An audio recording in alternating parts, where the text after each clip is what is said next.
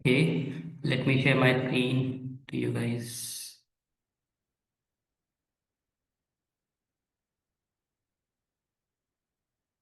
I'm sharing my screen to you. I hope it is visible, right? Can someone confirm, please? My screen is visible to you, right? Okay. So, guys, let's start today's topic that is pharmacovigilance compliance, or it is called as international pharmacovigilance compliance. Because, as I told you, what is compliance? Compliance is something which you have to follow. Okay, compliance is something called regulation, which you have to follow. And when that regulation comes into the PV industry, then it will be the pharmacovigilance compliance. Okay, and or you can say pharmacovigilance regulation. So, what is regulation specific to PV is like what would be the reporting timeline, what would be the mandatory information need to be submitted to the regulatory authority, or what are the information that need to be marked during transmission of ICSR. So these kind of things are there, which are like mandatory in pharmacovigilance compliance, and that we will cover in today's session. Okay. So moving forward to the next class, sorry, next slide. So why international regulations are required, challenges in international regulations, regulatory compliance, okay, reporting format, time frame for various international regulations, reporting databases, and key national and international regulatory authorities. So, what is the international regulation and why it requires? So, when we are saying international regulation, so I told you that compliance is something related to the regulation which we have to have followed. Okay, so when we are saying regulation in PV, so why it is required? So as the pharmaceutical industry throughout the world are moving ahead toward and becoming more and more competitive, regulatory agencies are being established in various countries across the globe. So the advancement of the pharma field, you can say, or the advancement of this medicine field uh, is more competitive. Okay, not only more competitive, it requires to get more regulated because each and every day there's a new drug is coming published into the market.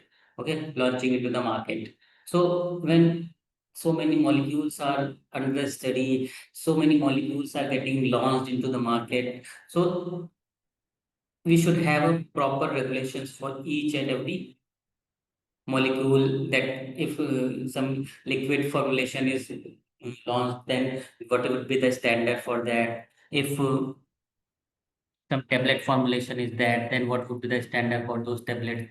So those kind of standards need to be set by regulatory authorities, regulatory agencies, and those set standards need to be followed all over the globe. Okay. Regulatory agencies and organizations plays a vital role to meet the requirement of the legal procedure related to the drug development process in a country. So what they are saying, it is also correct that not only regulatory agency is the one who just give the rule that anyhow you have to follow this. But whether it is following or not following, that is the role of a organization. That organization, if they have to follow the compliance, then they have to follow the this regulatory timeline, regulatory guidance, which is published by the regulatory agencies. Okay, so that whatever the legal requirement we have for that particular requirement that need to be get fulfilled. Okay, and that also implemented on the when a drug into the development phase or into the market, in both the phase it is required. And what is the third point? Like pharmaceutical are considered as the most highly regulated industries worldwide. Yes, because directly or indirectly these pharmaceutical products are getting involved with the patient. Hello. Okay. So because of that, this advancement also, this industry need to be get more regulated, and the regulatory body ensures the compliance in various legal and regulatory aspect of the drug. Okay. So there are certain challenges in the international regulations, like how to promote the public health, how to ensure the proper legalization, and like when we are increasing worldwide regulatory growth, how to ensure the patient safety. Because when you will increase worldwide, the number of patients get also increases. Okay. So what is pharmacovigilance compliance? Now you have an idea that what would be a pharmacovigilance compliance. Okay, so compliance is something we are, and this compliance word also derived from the compulsion. Okay, because if you have to have compulsion to follow certain regulations, then only you are able to follow the compliance. Otherwise, that is called as non-compliance. Okay, and if you are not following the compliance, then it is a complaint. Okay. So what are these are the various regulatory authorities which for that we have to, they have certain various requirement to follow PV industry, that is called the PV regulation, or you can say PV compliance. So what is this regulatory authorities actually? These are a part of branch, executive branch of the government. So these regulatory authorities are nothing but it is like a government body, okay, that have all the solitary power to perform or to oversight whatever the legal requirement. Okay, like for suppose if we have a legal requirement to fill the medwatch form and to submit an ICSR. So whether that legal requirement is getting fulfilled by any of the organization or not. So that kind of oversight these regulatory authorities are looking into. Okay, and they also have the administrative power for making any law or to compel it to follow any of the law. Okay, so I'm not going into the deep because it would be a something technical for you, but just keep in mind that regulatory authority is something which is able to make the law, and that can compel to anyone to follow the regulations. Okay. So when we are saying the ICSR into the PV industry, so there are certain formats of ICSR for regulatory reporting. So that I think I already told you that for FDA we have MedWatch form, for this European agency we have SIOMS form. Okay, so I'm not covering in detail. So day zero is also something which you know. Day zero is the day when we got the first hand information. Okay, the first hand information with minimal requirement that fulfill case as a valid case, or and it need to be get expedited. So on day zero, when the case which is received from XYZ source, whether it is a spontaneous source, whether we directly receive from a patient, whether we directly receive from the reporter, anybody. So if those cases are serious, and those cases whatever the valid access are criteria, like the four minimal criteria need to be fulfilled for case having a valid ICSR, then we need to expedite those report. And when we means expedited reporting means we need to report those cases to the specific regulatory authorities to fulfill the regulatory requirement or to fulfill the PV compliance, you can say. So what is the reporting requirement for FDA? So all the spontaneous cases, whether it is serious or non-serious, and expected and unexpected. Okay, so whatever the reportable cases, which are serious and unexpected need to be submitted to the regulatory authority within 15 calendar days.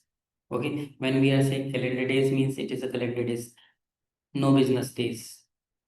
Business like calendar days means it will also count the leaves or any Saturday, Sunday or any weekend. Okay, everything is get counted in the calendar days, and these timelines is be based on the calendar days only. Solicited reports like reports from SCP for serious, spontaneous, or non-serious when expected. So, what is the reportable timeline? So, the reportable timeline is 15 days to meet the following criteria. Must be medically confirmed if serious, unexpected, and yes, causality. Okay, so what they are saying actually, they are saying that if you receive a follow-up information, you must have that case should have medically confirmed, that the case need to be confirmed by any medical person that yes, it is a serious case, it is an unexpected, and causality is also known. Causality is yes means that there is a causal relationship between the event and drug. Okay, so US reporting regulations, so 15-day alert as I told you.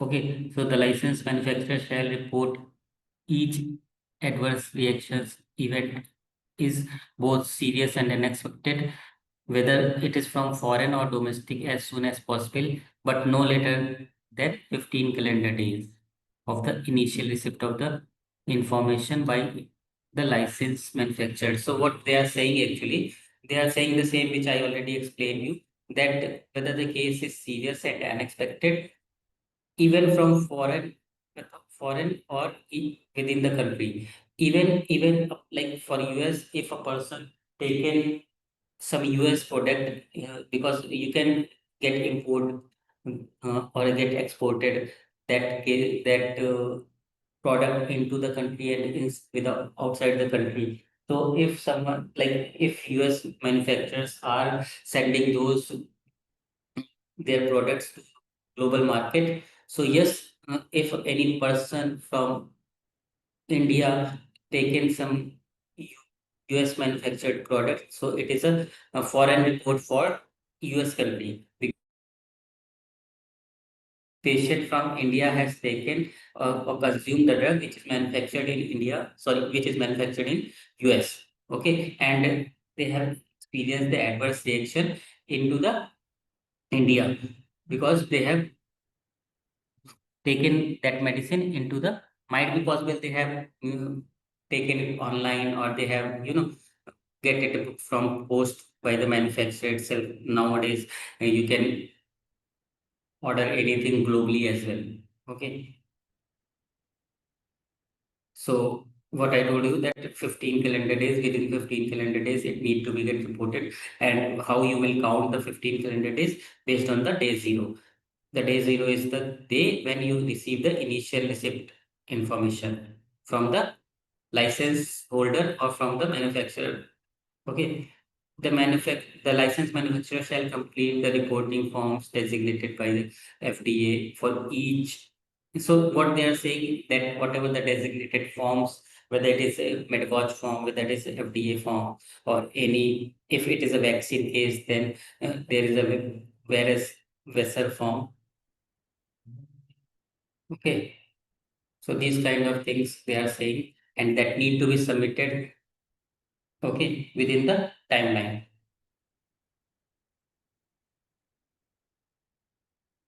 So what is the US regulations for the clinical trial cases? So for clinical trial cases, if there is a life-threatening and fatal cases, then it need to be reported in 7 calendar days. Other than this, if anything serious and unexpected, then it need to be reported within the same timeline, that is the 15 calendar days. Okay. And if there is any study thing, any study that is not related, labeled events are captured and processed. Okay, and if there is anything non-serious that need not to be collected during the expedited reporting, that would be a part of aggregate reporting. Okay,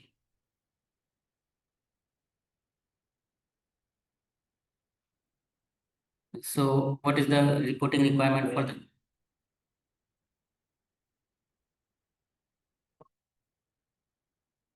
for the literature reports? So it is the same actually. Uh, Literature reports also need to be submitted within 15 calendar year based on the information from the scientific literature is required to be accomplished by the copy of the published article. So what they are saying, you need to extract the information from the published article, and that published article maybe you directly, you know, obtained it from any of the website, free website, or if you have the access of some certain portal like PubMed or Embase or some Science Direct portal. So you can download it from there and you have evaluated. So the day zero for those cases would be the when you have downloaded that, because that is the initial receipt of the information. It doesn't matter that the article is published in 2023, 2024, or in early 2025. But if I am downloading that published article today and I have evaluated that it is related to some drug that is metformin, and I am also a manufacturer of metformin, then now, if any brand is mentioned in that and that brand belongs to my company only, then yes, I have to have report those ICSR. But and also, if no brand is available, but generic medicine is there, and I am also a generic manufacturer for that medicine, so yes, I have to obligation to report that ICSR if everything valid regarding that ICSR. Okay. So what are the reporting form? That are the FDA form, that is 3500A MedWatch. Okay, the applicant shall complete FDA form and can report the whatever the adverse event they have experienced. Each completed FDA form should be referred only at individual case or a single attached publication. So what they are saying that for if suppose if you need to report so many cases or multiple cases from single articles, that because so many times articles contain multiple patients, so for one patient you have to fill one form. Suppose you have a literature in which 20 patients are there or 15 patients are there, and you want to, you know, either you can do that patient are unknown and you can create a one case for each thing. Okay, or but if there is a patient identifier and you are able to differentiate the among the patient, then yes, you have to have obligation that you have to create separate cases for all the patient identifiers. Okay.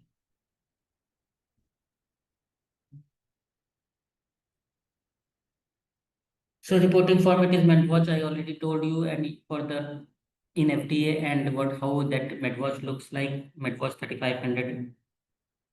So this is the MedWatch 3500. So there are two type of MedWatch, that is 3500 and 3500A. So the MedWatch 3500A is the mandatory form that need to be filled by the regulatory agency, sorry, the industry people or to the industry people. And there is one voluntary form that is called 3500 only, and that can be filled by the reporter or patient. So this is the voluntary form that can be filled by the consumer or healthcare professional, basically from the patient or from the reporter. You can see this is the voluntary reporting form, and this is the MedWatch 5 FDA 500A, and this is written here. It is a mandatory reporting form. The structure and hierarchy, each and everything is almost same, and the information pertaining to the ICSR is also same in these forms. Only to just differentiate that whether they have filled the voluntarily or they have filled it like as it is mandatory. So that is the only difference. Otherwise, there is no difference. Okay, so the basic timelines in a single go, that US all fatal and death cases need to be reported in 7 calendar days. This days is calendar days. Okay, all serious cases need to be reported in 15 calendar days, and all non-serious cases. So US do not require non-serious cases. It will be get submitted in the form of aggregate reporting. Now moving to the EU country. What is the EU requirement? And the agency which is working in the EU region, that is called EMA, that is European Medicine Agency. So there is GVP modules. Okay, there are certain GVP modules. I am not going in detail, so you can go through. You can take the snapshot for this slide, and you can also see, like, module one is basically from the quality system, pharmacovigilance system, and for the quality systems. Second is for PSMF, third is for inspection, fourth is for audit, fifth is for RMP, sixth is for, actually this module six is basically for ICSR.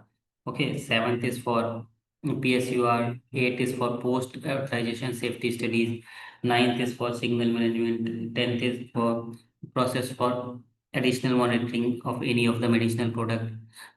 15th is for the safety communication. 16th is the RLM, that is risk minimization measures. Okay.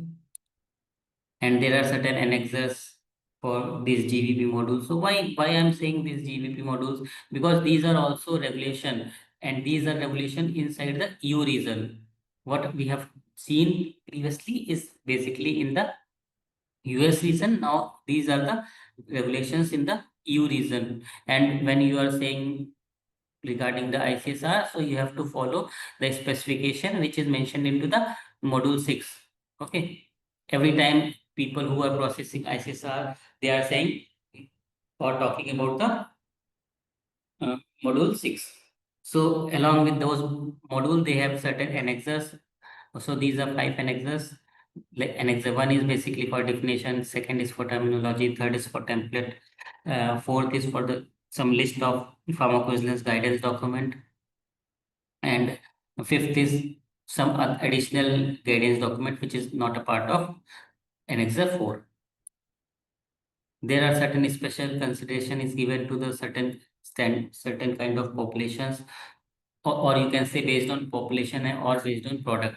So what are those special consideration? So when you are saying based on population, so it is like consideration to the geriatric patient, or to the pediatric patient, because the old age patient or the newly born child are so much susceptible for any of the disease. So a special kind of care is required. So a special consideration is given to certain these populations. Okay, and when you are saying to the uh, product specific consideration, so vaccine prophylaxis against any infectious disease or any biological medicinal products.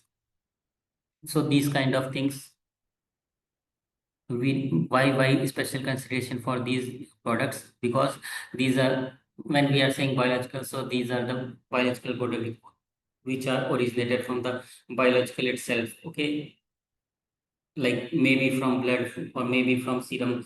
So this kind, and same way vaccine is directly, you can say it is from some viruses or from bacteria. So it is kind of living thing itself. Okay, that's why they require specific consideration. You can see if you put a blood sample in room temperature, the platelet get, sediment in the bottom of the test tube, and the liquid part would be the in the upper side of the test tube. So why? Because it will get degraded. So now that blood sample is for no use. So that's why special consideration is given to certain products, because they require certain minimal conditions to get stored. If you if vaccine need to be stored in the cold place, but what if you will place it in room temperature? It will get degrade, because that vaccine contains some certain specific bacteria, certain specific viruses that need to have been there till the expiry. Okay, and they need to be alive inside those vaccine only. It is like such a way it is not visible to the naked eye, but that is the actual reality. So these specific special considerations thing also have some annexer, that is annexer 1 for definition, annexer 2 for template, and annexer 3 for any pharmacovigilance guidance. So when we are saying the databases, for reporting databases, they have ultravigilance and they have two module for those ultravigilance, EVPM and EVCTM. Okay, EVPM is basically for the post-marketing cases, and EVCTM is basically for the clinical trial cases. Okay, CTM stands for clinical trial module, and PM is basically for post-marketing module. Okay, next. So this is the timeline for EU, that how we have to report the IFSR in EU region.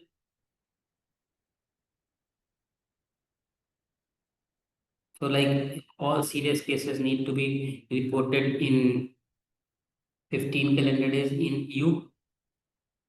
All non so EU required all non-serious cases as well. Okay, and all non-serious cases need to be reported in 90 calendar days. It is again calendar days. And non-use all serious cases. So same way, this like I told you for foreign US cases, same way. Non-EU cases means EU product which are authorized to be marketed in some other countries, and they are taken from that populations. If that population experience certain ADR, so those ADR and those ICSR which is received from those specific country which are outside the EU region, those are called the non-EU. And if the ICSR is serious, then it need to be reported in 15 calendar days to the EU regulatory authority. And if that ICSR is non-serious, then it need to not be part of the expedited reporting, but it would be a part of the aggregate report. Okay, so this is all about EU region. So there is one more regulatory authority in EU region, that is called MHRA, UK MHRA. Okay, MHRA stands for Medicine and Health Care Products Regulatory Agency, and it is the government agency of the United Kingdom, which is responsible for ensuring the safety of medicine and medical devices. Okay, and thus it was working since 2003, and it is like formed after the merger of two agencies. One is the Medicine Control Agency, and second is the Medical Device Agency. So the short form for is MCA and MDA, and this is the web link for the MHRA UK website. And the reporting database which is they have used as a yellow card. So why it is called yellow card actually? Because these are what happened, they are using some discarded paper, some old discarded paper which are in the form of raldi in there, or in the form of waste in their offices. So they, and it was printed one side and other side was blank.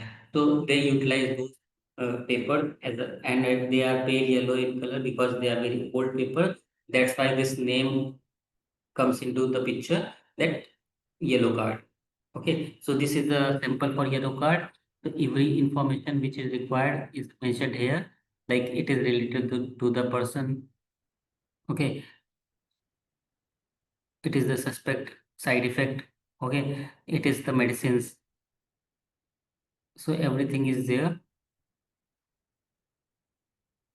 Now coming to the Australian government, that is called the therapeutic good administration.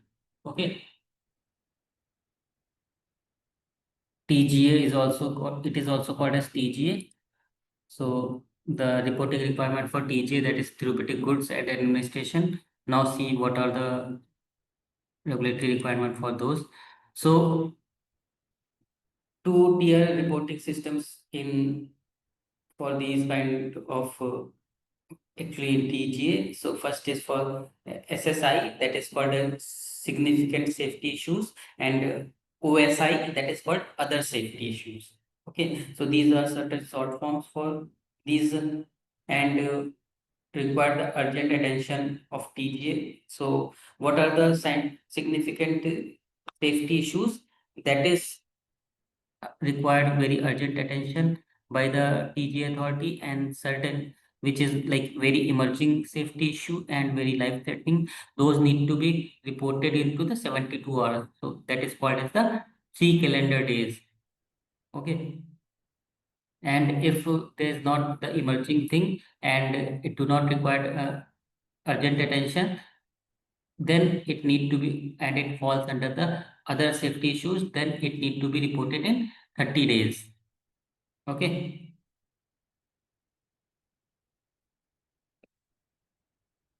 So SSIs includes what SSI includes actually certain major safety related actions by CRs, like major safety issues from study, clinical trial, spontaneous reporting or published literature, and serious quality defect issues. And the quality defect issues is basically from the medical device. So what they are saying, these kind of SSIs, that is significant safety issues, need to be reported within 3 calendar days. Okay, need to be reported no later than 72 hours following the Australian sponsor. If any country which is manufactured in Australian manufacturer, then we have to have, and that is certain causing some significant effect, then they have to have report within 3 days. Okay. Communication from the global to Australian personnel in no more than 3 days from global awareness new requirements. So actually what they are saying that if you think that it is a it can require to be have the global awareness.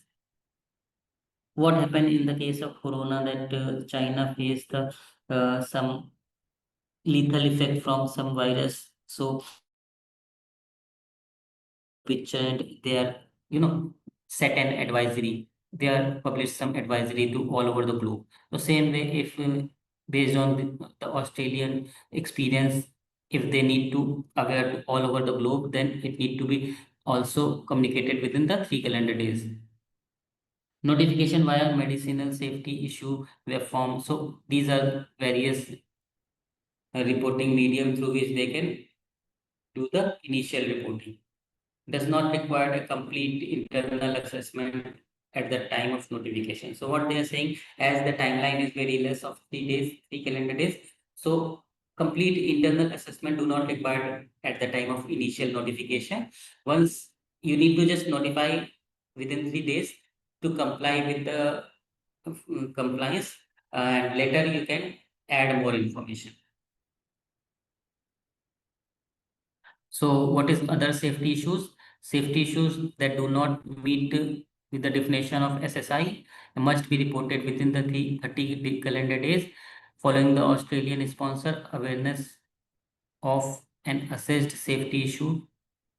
So what they're saying that the safety issue which are not fall into the significant safety issue, those need to be reported in, and it is basically from some Australian sponsor, means the drug is from the Australian origin, then it need to be reported in 30 calendar days.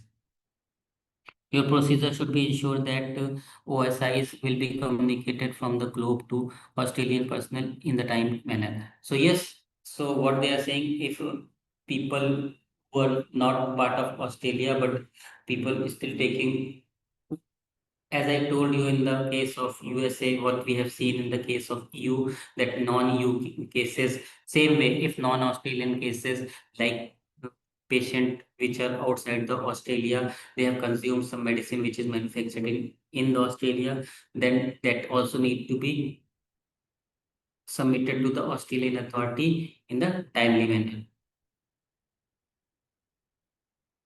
Okay. And the reporting format or cards is called as blue card. Okay, blue card. They have to have a report within 15 calendar days. What is those? Those are serious cases, and if any significant cases that need to be reported in 72 hours, and other non-serious cases as a part of live listing, they are required, they are not required separately. So non-serious cases also need not to be submitted in Australia as well. Only EU is the one who required non-serious cases. Neither USA required non-serious cases, neither Australia required, but those are the part of their aggregate reports only.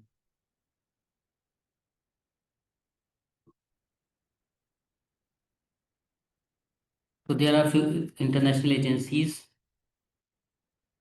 What are those? First is the ICH, that is the regulatory authority for globally recognized regulatory authority. And when we are saying the ICH, so ICH have their own guideline for PV, which are like E1 to E E2F. So they have certain different guidelines.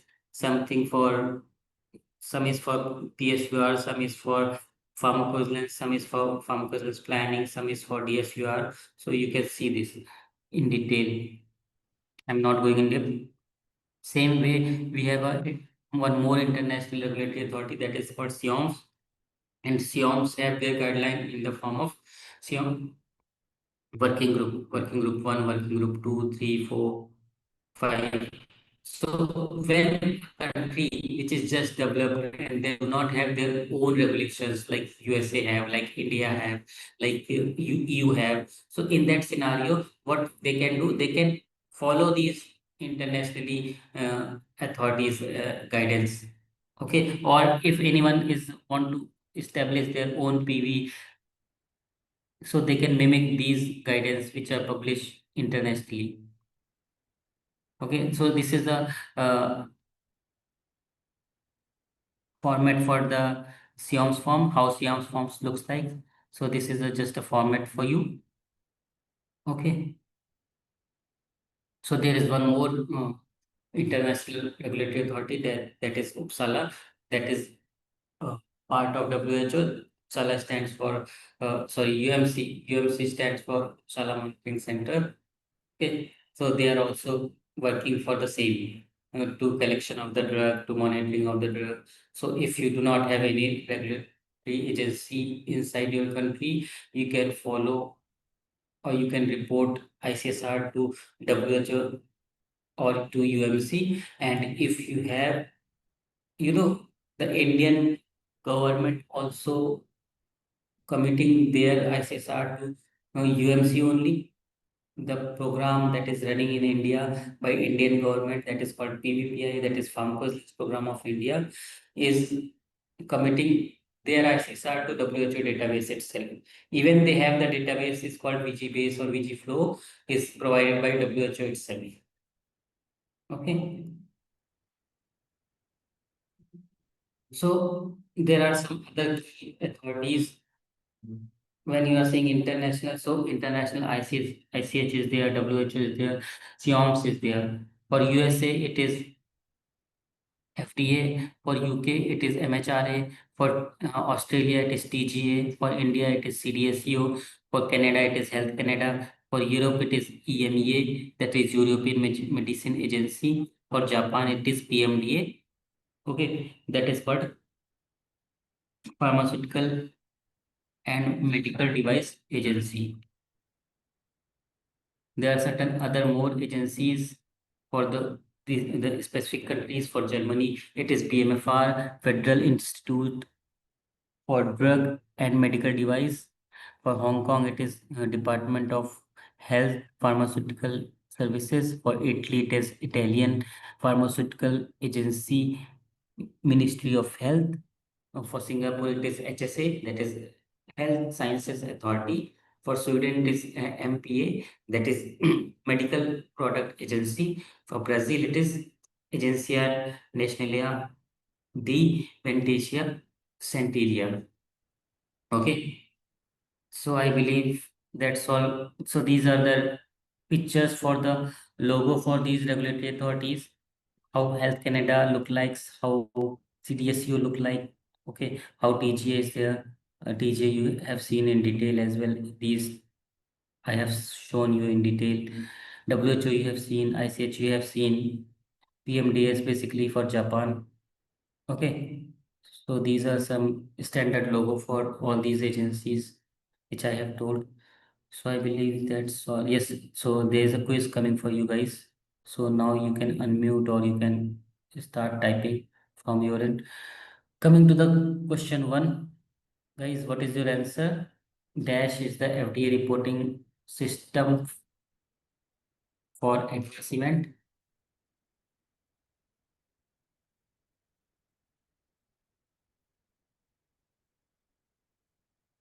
You can speak up, you can unmute or you can speak up or you can ping into the chat as well.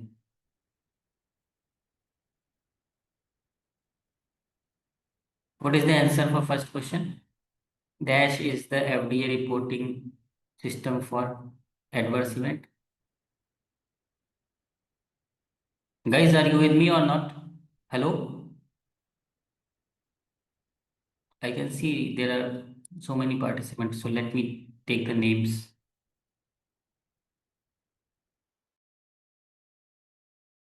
Elisa, can you question one?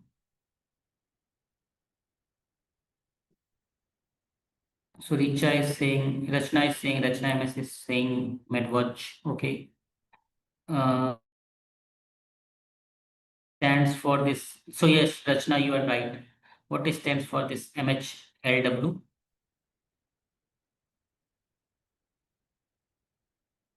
Yes, Shraddha, you are also correct. Now moving to the next question, that is question number two. What is stand LW? Ministry of Health and Labor Welfare. One. Okay, okay. Got it. Everyone is saying one. Now I am moving to the last question. That is, what is this Evancia stands for?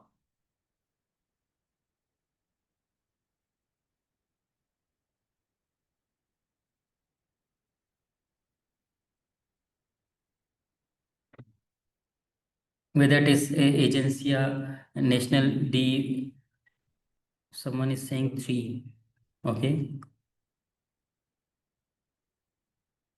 three is second Agencia National D. Okay, someone is saying two, someone is saying three. So what is the correct answer? Let me check. Let me check. Okay? Now for this, I believe it is second. Okay. So for Brazil, it is okay. Agencia Nacional de Vigilancia Sanitaria. Okay. So what is that? Sanitaria. Sanitaria. And it is Argentina. So not this was not the correct one. And this is again Antarctica, and this is something Senoritia. So this is also not the correct. So whenever you are working on the MCQ, na, so you have to do work on some factor called as the elimination factor. Elimination factor means how to remove the incorrect answer, so you will get closer to the correct answer.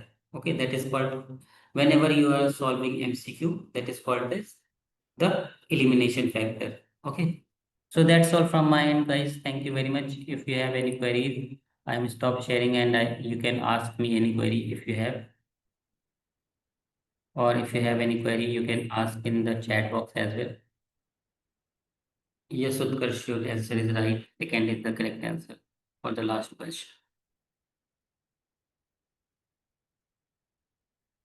Mic is open for you. You can ask any query if you have.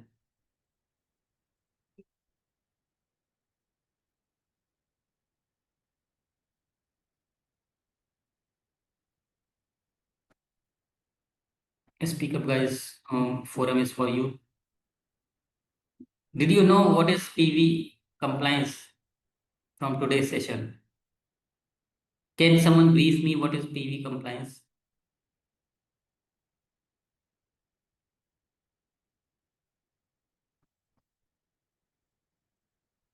Guys, you can unmute yourself.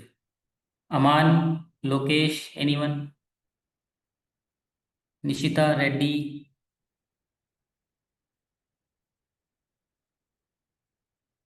can you let me know what is pharmacovigilance compliance? The name pharmacovigilance compliance is very complicated, but there is no complication inside it. It is something which is set by regulatory authority, that is called regulation. And being a PV professional, we have to follow that regulation. That's it. And if you are following it, then you are following the PV compliance. If you are not following it, then you are non-compliant. Okay. So I hope it clears you. So guys, thank you very much for joining today's session. Bye. Good night. A lovely weekend ahead. Thank you, guys. Bye.